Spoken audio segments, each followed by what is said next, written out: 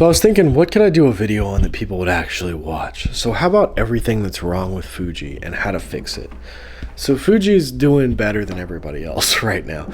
Because of those Instax cameras in Walmart, they're selling more cameras than everybody.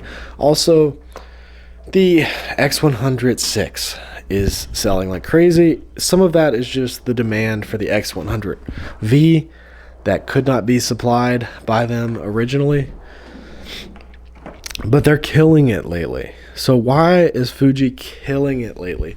Because they're small, they're compact, they're fun to use, and they're retro looking, they're cool looking, and the film simulations. So that's what people like about them. They're small, so what do they need to do more? They need to make smaller cameras. Make some more like really small pocketable cameras like the Ricoh GR. I know you guys made one, Fuji, but it was terrible. The autofocus was terrible. So that's the first thing that's wrong with Fuji.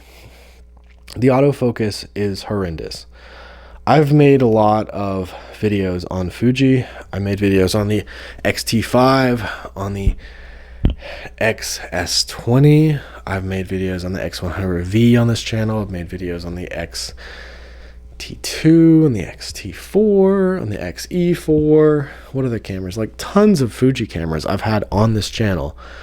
XH1, XH2, also the XE3, the XE2 I had the XA7. I have it. It's upstairs.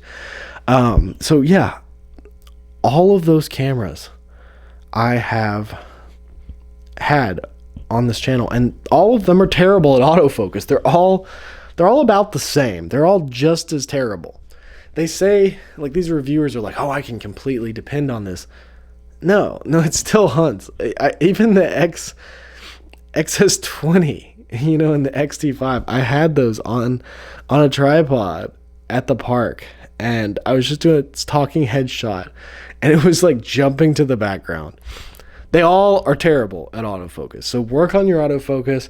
You literally have the worst autofocus of any company. Panasonic has better autofocus than you now with the S5 II and the S9.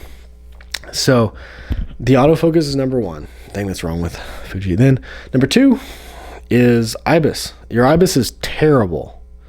It's okay for photos, but for video, if you're walking around with a wide lens, it looks awful. And I've tested a lot of Fuji cameras. Again, Panasonic, look at their autofocus. They're going to destroy you with this real-time LUTs and this S9 or whatever. So work on your autofocus, work on your IBIS. Number three, they need more pancake lenses. You've got the TT Artisans and the Fuji 27mm, but that's just a 40mm equivalent. Make some like short telephoto ones. Make a wide one, like a fisheye that's a pancake. Make some fun things like Micro Four Thirds has. They have all those fun little pancake lenses. So we need more pancake lenses because that's what people like about you. You're small. You're cute. So make cute cameras, make fun cameras.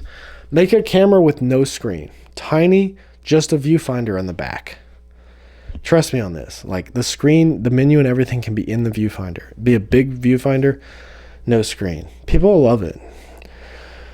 Fuji, they just need to make fun cameras. I'm sick. And I can't go out and skateboard. So you guys get videos like this.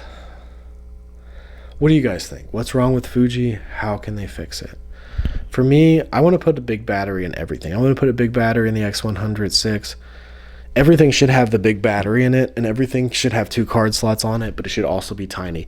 Come on, engineers, just do the impossible. Do something that's crazy and extraordinary and never been done before.